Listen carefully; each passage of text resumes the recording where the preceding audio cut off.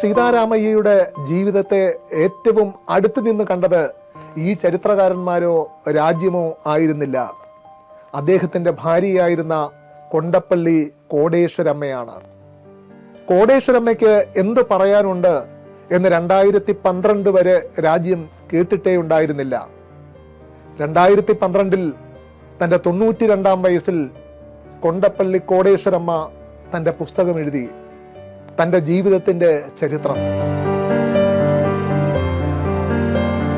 കൊണ്ടപ്പള്ളി സീതാരാമയ്യക്കൊപ്പമുള്ള നക്സൽ ജീവിതം എന്ന പേരിൽ മലയാളത്തിലും ആ പുസ്തകം എത്തിയിരിക്കുന്നു. വി രാധാമണി കുഞ്ഞമ്മ മലയാളത്തിലേക്ക് വിവർത്തനം ചെയ്തിരിക്കുന്നു. കൊണ്ടപ്പള്ളി സീതാരാമയ്യക്കൊപ്പമുള്ള കോടേശ്വരമ്മയുടെ ജീവിതം. ആശ്വാസത്തോട് അലസമായിട്ട് ഈ പുസ്തകം വായിച്ചു തീർക്കാൻ കഴിയില്ല.